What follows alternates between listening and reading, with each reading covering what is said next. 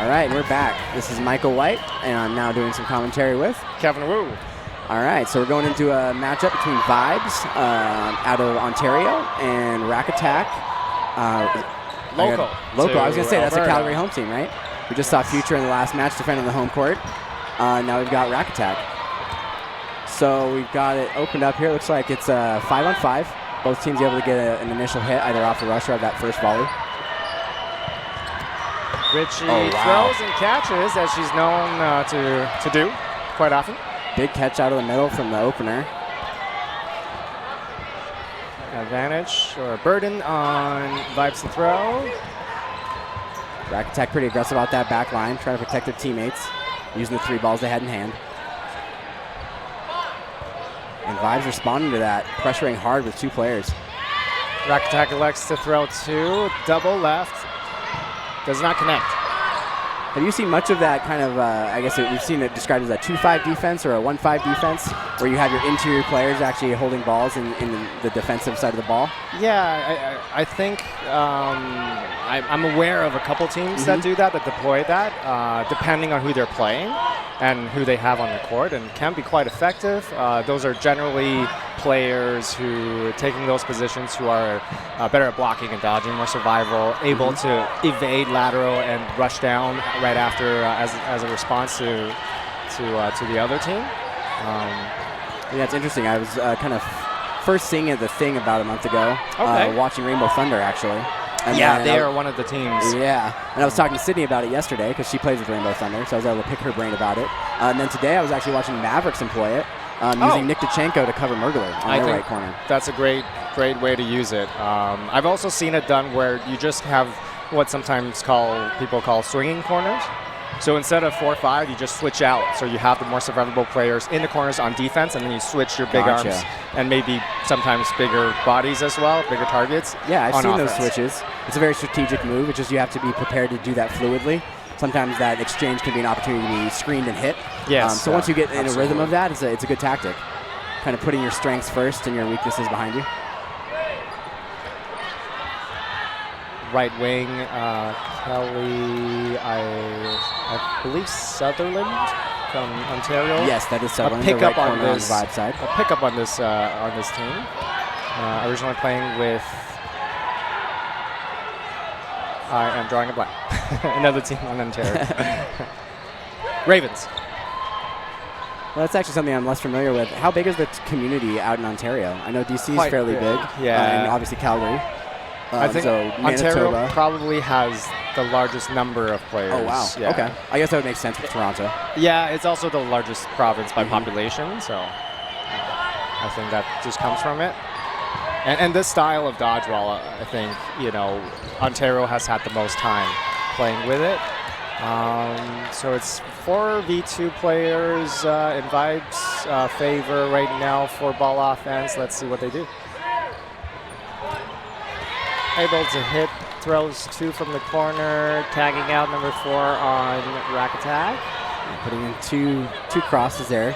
I like to see the mix-up, not just throwing balls straight. Ooh, Rack Attack answering back, taking out Biam on the left corner for Vibes.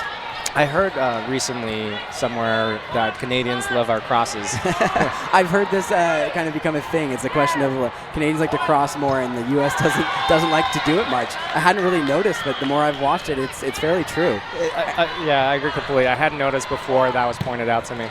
Well, again, it's funny because I, as a U.S. player, definitely lean into the crossing. I actually think that's a keen strategy. It does come down to the skill set of your players. Some players are more comfortable throwing those crosses, some aren't. Because placement's a very critical factor. You're kind of sending the ball over a longer distance, so you have to trust yourself to be able to place that ball on a target that's either not prepared for it, or if they are prepared for it, a well enough placed ball to not be caught.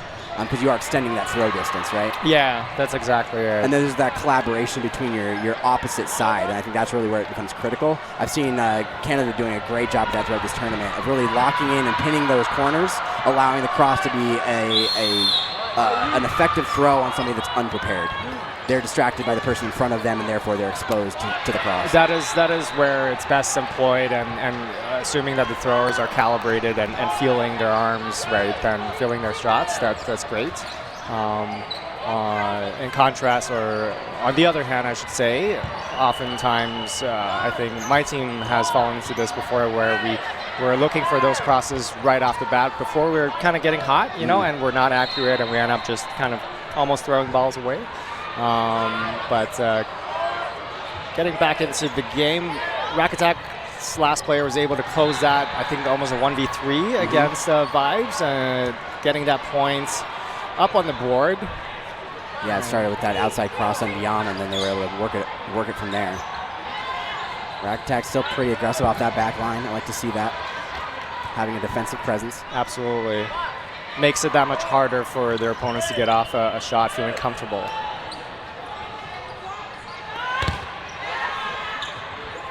Nice aggressive shot from the middle there. A little bit of chaos there. Clean exchanges. Looks like Betty Mack is questioning whether or not she was hit or not. The refs are calling it safe, I believe.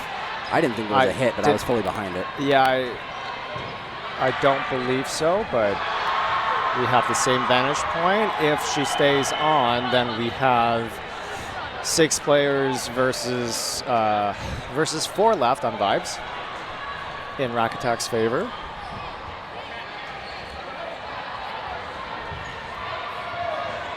Betty Mack, one of the players I'm most familiar with on the Rack Attack side. She was actually playing with Valkyrie for the thing last month. And ended up being the MVP of the tournament on the women's side. Yeah. Wicked arm. The wicked arm, very hard to hit, fantastic at blocking. Got hands to the whole package. Yeah, really. A world's gold medalist. And doing it with a team she doesn't play with regularly. That was what was so impressive about it. Being able to adapt in that way really shows the versatility of her as a player. Absolutely. 4v3, still in Rack Attack's favor. Throws to double again into the corner against Vibes player Kate Zanatti. Unable to connect. She's able to get underneath those balls. Pre-throw from the left wing here, Bader.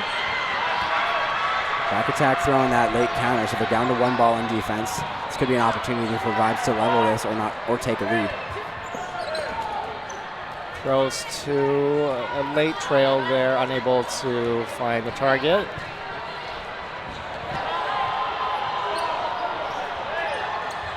Great pressure on the right corner of Vibes there to help protect her opposite corner. Yeah.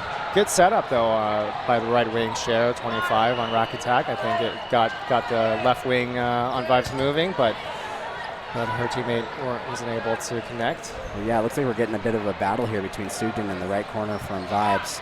Can't see a number from the side, so I don't have a name. But keep an eye on that matchup. Able to target the middle there, I believe it was Sugden.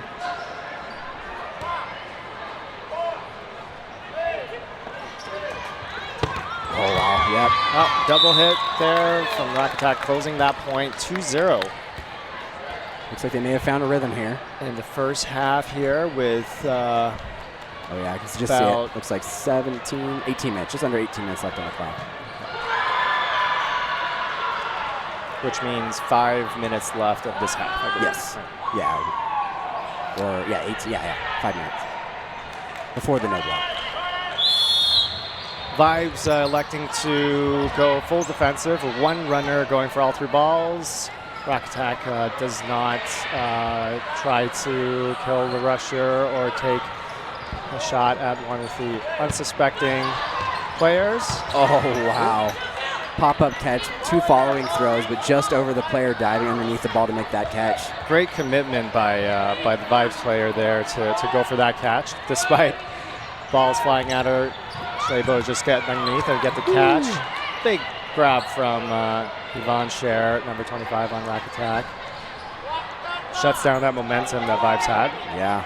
Yvonne, another very stable player. She was working with Betty Mack when they were jointly playing with Valkyrie at the thing. Kind of a less noticeable player, but so consistent that you kind of have to stop and think, oh yeah, she's having an effect all the time. Absolutely. I was watching Trong, number 13 on the Rack Attack side yesterday. She had a sequence of 3 or 4 incredible catches. I'm kind of waiting for that opportunity to arise for her here again. Vibes settling into a 3-ball defense. Takes a free throw. Able to connect with Betty Mack. Captain taking Rack Attack captain out. Evens the players up to 4-4, and Burton still on Rack Attack. Let's see what Vibes does this time. It's a big hit to get early, too. Betty can be a problem throughout the entire set. Getting her up the court early is helpful. Wow. Another catch from Cher. Just quietly taking apart the Vibes side right now, one catch at a time. Not a lot of, I want to say, faking from the rest of the team there. I think made it a little bit more obvious that the right wing from Vibes was the one throwing. Yeah, now Vibes only down to 2 players, so they're really going to have to work hard to kind of draw attention. Now we're into a 1v4 off of that trade. Able to take out Yvonne, though. Yeah, it looks like a connection off the blocking ball into the leg. Okay. Refs able to make that call confidently. Now 3-0 Rack Attack. About 2 minutes, or we're at 15, just over 15 minutes left in the half. So 3 minutes until the no block, or sorry, 2 minutes until the no block, right? Vibes discussing what they want to do here, sorting out which players are in.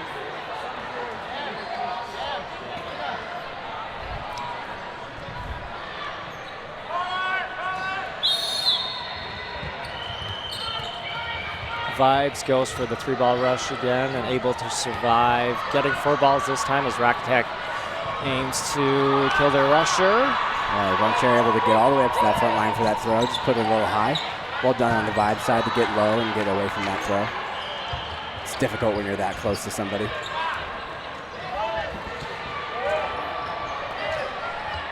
Solo throw from Rack Attack there. Playing it safer, maybe? Yeah, now they have a 3-point lead. They don't really need to extend themselves. Oh, but Betty. Good response from Betty. Not having to really extend. She was so close that she knew she had that hit. She had to take the throw. Another good beautiful fakes. Cross. Good fakes from her teammates, I think, setting her up. Yeah, really creating the opportunity. Sugden and Mack in the middle there. Mack coming off of that fresh counter. They had their attention locked and was able to create that opportunity for their right corner. Trong looking for that catch that they put 2 on her. The second one coming in just as she was reaching for that pop-up. Wow, another aggressive counter from Vibes in that left corner. She was able to take out Betty in that last set, and now again, Anderson, number 8. Oh, and Mack able to respond to it. She probably remembers what happened last time, able to get that throw in and remove the obstacle.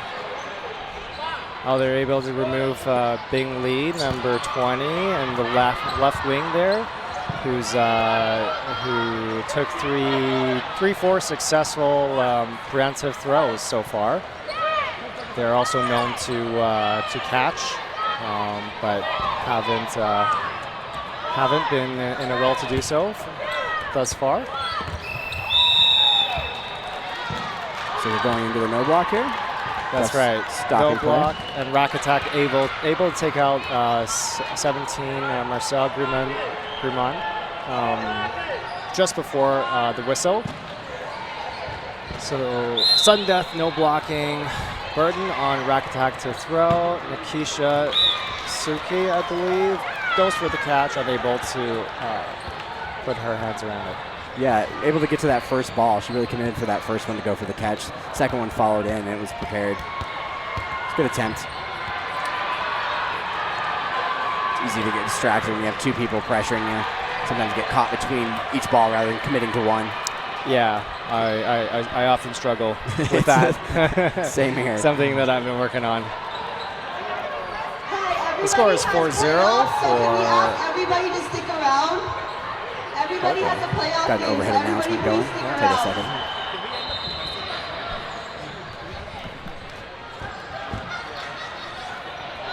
All right, I think we're all right now. All right. 4-0 for... Oh. Gotcha. That was just our warning. We're at that point in the tournament now. This is our last match of the round robin, or the pool play today. So we'll be advancing into our playoff matches following this, I believe around 2:25. That's right. Already. Are we a little late on next this lot. court? We are. That's why we're getting yeah. that announcement. We had some delays earlier for some difficult calls, clarifying some rules, so we're a little behind on court 1 at the very least. But we'll be walking right into playoffs shortly after this set. Tournament organizers were prescient and built in 15-minute breaks throughout the schedule to make sure that these are able to be accommodated. Shout out to Dodgeball Alberta and Boss Dodgeball Calgary putting up the event. 4-0 for Rack Attack into the second half here. Vibes opting to forego the defensive rush now that they're down 4. Passing Sutherland the ball for the opening throw and connecting. They're going to want to keep up that pressure and take some calculated risks if they want to get some points on the board. Super, really and pressuring. playing the 2-5 that you were talking about defense here, and takes a free throw, gives 5 to Rack Attack, who responds with 2, misses their target.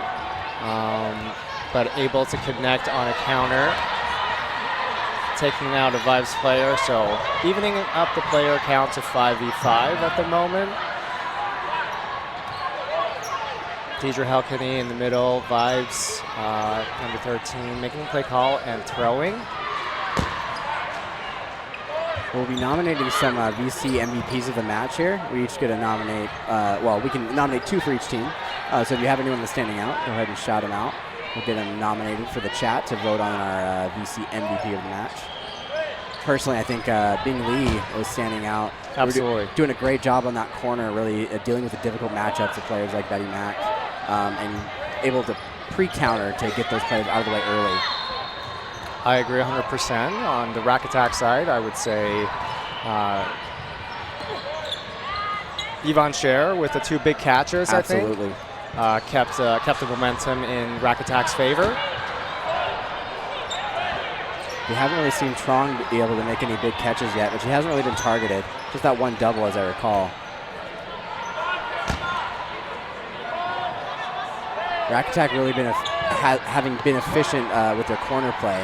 Just like that, playing off of the back line, getting those post counters in, kind of picking apart Vibes one at a time. Making those throws in the right times too, you know, making sure they're free from their lockup and unlikely to get countered. Rack Attack now with 4-ball control. Young, really aggressive on that left corner, using her lateral motion to get out of the way at the last second. Rack Attack able to take out the right wing from Vibes there, throwing 2 at her. Big fake from number 3 on Rack Attack. Vanessa here, I believe. Just kind of testing out the awareness of Vibes over there. Didn't show much of a reaction. Probably why Rack Attack chose to kind of settle back, recollect themselves. 2 good shots, doubling up on left wing here, Emily Byam.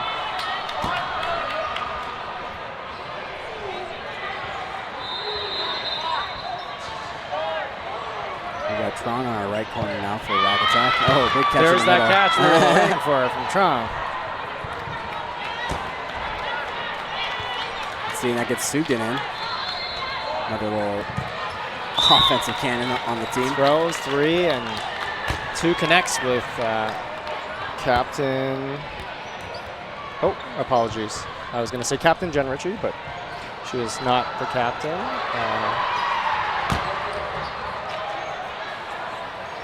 We're seeing Vibes again not choosing to go defensive, recognizing that they need to take some risks and take some shots at Rack Attack in order to put a point onto the board.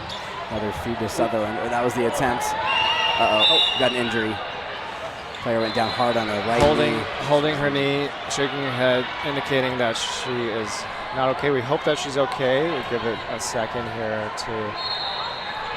Yeah, she's not flexing it. That looks like she likely tore something as she was approaching the rush line. I didn't really see a hard impact. I'd much rather be that, though. Hopefully it's just a cramp. Yeah. Hopefully it's just a cramp.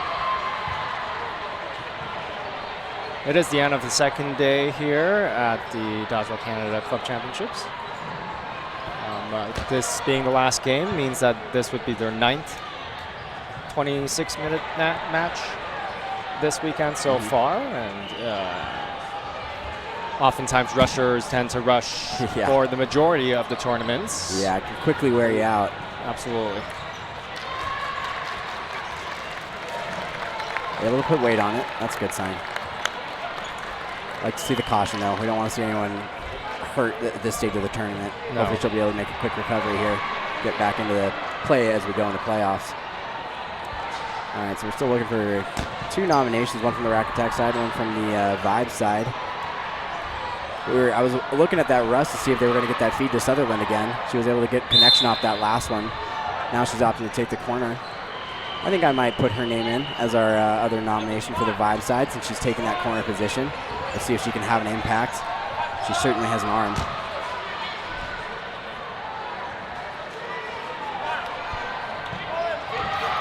Vibes goes up with 2 throws.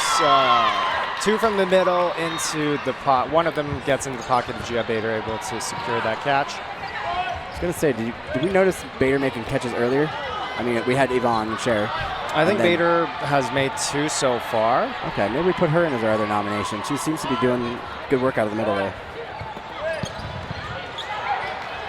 All right, we've got our VC MVPs of the match being submitted right now.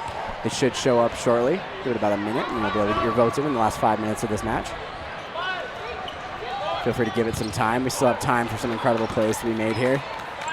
Bing Lee, again, showing their effectiveness, taking out Trung, who was unable to catch that one. Sutherland takes a shot into the opposing wing. He's able to block it successfully. Right into that 2-5 defense. I like the way they're using it. Really taking that front court space and forcing the opponent to kind of push through that in order to throw. They do retreat, but they do it at their pace, not at the opponent's pace. They're not just giving up that space. A lot of exchanges there. Evening out the players to 2v2 with burden on Vibes. Ooh, interesting. Kind of a side underhand there from Richie on the left side of Vibes. Put some different movement on the ball. Oh, there it is again. She's getting a little late drop on it, actually. It's interesting. She could have gotten that just a touch higher. That would have been a perfect toe tap. I think she's known to have a bit of a curve or drop or both in her arsenal. Ooh, and poised for that catch.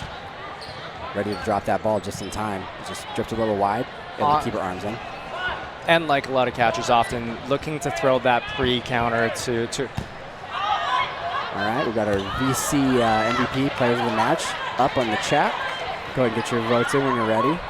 Got about 4.5 minutes left in the match here. This 2v2 may take a while. We've got just under 4 minutes and a half until the end of this match, end of the second half.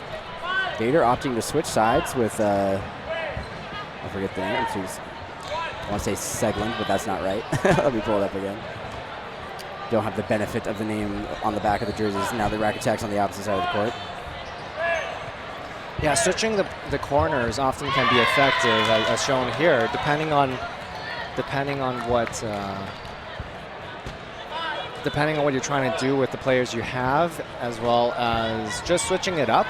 Sometimes after matching up with a player for a good amount of the match, you start seeing the patterns, and kind of switching it up on them can throw them off. I believe Rack Attack was the one who did the switch, and it actually did not. It worked in the favor of Vibes in this case, putting Richie on the right side, and she's got a very effective shallow or inside cross, able to connect with, I believe, Sutherland finishing the point. Yeah, you're kind of leaning into what you expect to be your advantage when you do that, but there's no guarantee. Because while you're doing that with intent, your opponent can very well respond to that. They may just switch their side to match. They may even, see that as an advantage. Like, oh, I can actually take this shot and find that out that I need now. So it's kind of a gamble in a way, but you play to your strengths, do what you're confident in. That could have gone a different way. Yeah, sometimes you just got to change it up and see if it works. Yeah, right? exactly. If what you're currently doing is not getting the results you want, the best you can do is switch it up. And I like to see teams trying that, especially while we're still in the round robin. now's the time to do it. You should get that experience and figure out what works for you while you can. Going into the playoffs, it becomes high stakes. So yeah, it makes everyone a little antsy, and it makes it harder to take those risks. Absolutely. Bader with another catch. Looks like we made some good choices in our nominations. Grimond, I think, recognizing that it was a good catch as she got out there. Another big one on the left corner this time. Coming down to about 2 minutes left in the match. Rack Attack finding their rhythm with catching. Look out for Beyond here, though. We nominated Lee. They've been doing their great work on the corner. Watching yesterday, though, Beyond has some hands. She can catch, and that's what they're going to need here. Ooh, yes. Now that they're looking at a 2-on-5. She can catch and she can throw, too. They're not connecting right now. Maybe she's having an off match, but and there it is. Well executed. 2 consecutive hits. She must have heard me and wanted to put me around. Well, a bit of a sacrifice there from Lee, but they were able to draw so much attention that exposed 2 opportunities for Beyond to capitalize. Now she's looking at a 3-on-1, which if you're looking to catch is probably more favorable than a 5-on-2. Throws a no look. Only having to deal with 3 throwers pressuring her now. Oh, looking for it. Had it in the back of her head. Just couldn't quite get the hands down to it. Well-timed and well-placed shot from the Rack Attack side to close that last game. I believe now we're lining up with less than a minute. We may be going straight into the no block here, although we're lined up, so no. We got about a minute left. We're just over, yeah. I'm looking for that explosive rush again from Vibes. They were pretty passive about rushing defensively in the first half. They made that switch and had success with Sutherland, so I'm waiting to see if that feed can connect again. But their options go defensive. That's right. I think their main runner. You're right. Went down. She's laughing on the sideline. That's a good sign. Somebody's checking her out. Just looked painful. I was a little worried. Sutherland able to connect from the middle, getting out Captain Betty Mack. And a late cross from Rack Attack, able to take out Sue, I believe.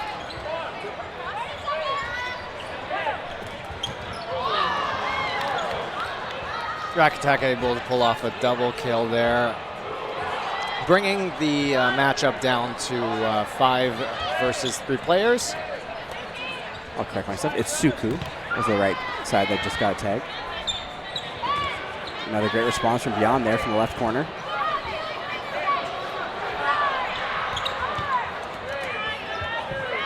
Good pressure kind of there for Beyond on the left corner, able to get that throw off in time and create the space for her to dodge.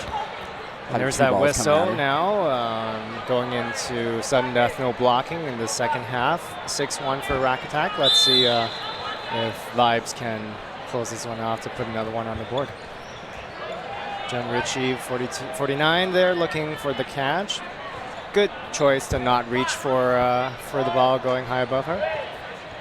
There's that little undercurl throw again, looking for the feet.